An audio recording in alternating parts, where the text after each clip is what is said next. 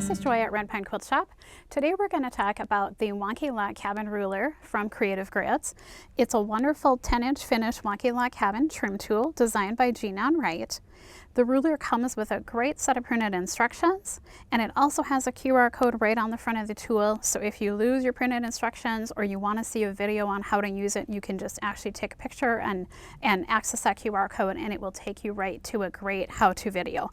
This is one of the Creative Grids tools, so it has all the great grip on the back side to keep the tool from slipping while you're using it.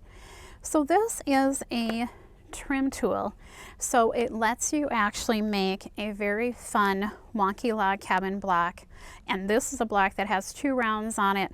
We're going to show you the steps to make it. So you can cut your logs to the correct length if you want to. If you want to let them be longer, that's just fine, because you are going to be trimming these blocks up, but you do want to make sure you have a flat edge to piece with. If it was longer, that would be okay, but you want to make sure that you've got enough width and that you have a flat side where you're going to sew. So you can choose to trim or not to trim. If you want to trim, they have great instructions in with the printed instructions for the tool and in the online stuff that tells you the lengths to cut.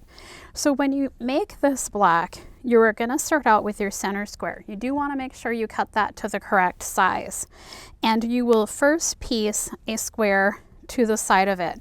I'm going to flip this block over because I want to show you how to press. You're going to always press away from the center square, so consistently press away from the center square. So I added my first log and my second log of the same color, then I changed colors for the other side, and I did my third log and my fourth log. So now I'm actually ready to trim. So I am going to look for round 1A, and I will line round 1A. I want to have the first side that I pieced in my upper right hand corner, and I will line up round A, and now I'm ready to cut here and here. And I'm going to actually pivot this. I'm using my rotating mat, so I have it at a better angle to cut at for myself. Wanted you guys to be able to see the markings on the ruler. So I will go ahead and make one cut and make my second cut.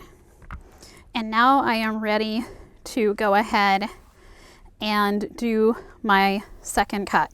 So now I'm going to actually rotate the mat, and I'm going to do it so you guys are looking at this the way you would be looking at it if you were the one cutting. And I'm going to look for round 1B. And I'm going to line my round 1B up on the center square.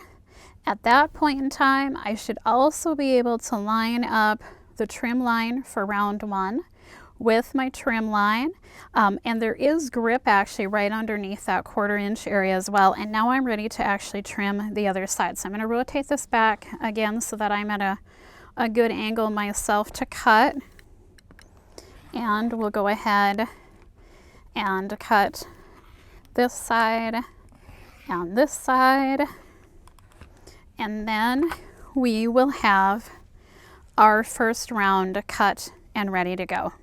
So there is my first round.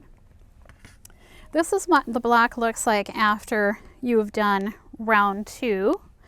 And round 2, I simply will use my 2A square, and then I'll rotate and I'll use my 2B square. So I'll just line the 2A square up, and you can see how I cut here and here. This block's already been cut, and then I slid over and I cut with my 2B square as well. So then I will add my very third round. It lets you do up to 3 rounds. If you want to go smaller, you can. When you add your third round, at that point in time, that first side that you pieced, you want to now have that in your lower right hand corner, and then you will line up your round 3 center square. And there are some cross-check lines. I'm going to slide this over so you guys can see that on that light gold fabric. Those dashed lines are where there's seam lines. You have a solid line where your rounds previously were. So there's round 1, there's round 2, and you've got dashed lines where your seams line. So it's a cross-check to make sure that you have your ruler positioned correctly before you do that final trim. And at this point in time, I am ready to do my last trim, and I will have my 10-inch finished Wonky Log Cabin black ready to go. So fun blacks, makes it a little more interesting than a traditional log cabin. Kind of a fun spin on it. You can find this ruler on our website at www.redpinequiltshop.com. We've also got a couple of fun patterns that you can use with the ruler, and there's great instructions to get you going making blocks that come right with it as well. So lots of options. We hope you guys enjoyed seeing the Wonky Log Cabin black, and we appreciate you taking some time to join us.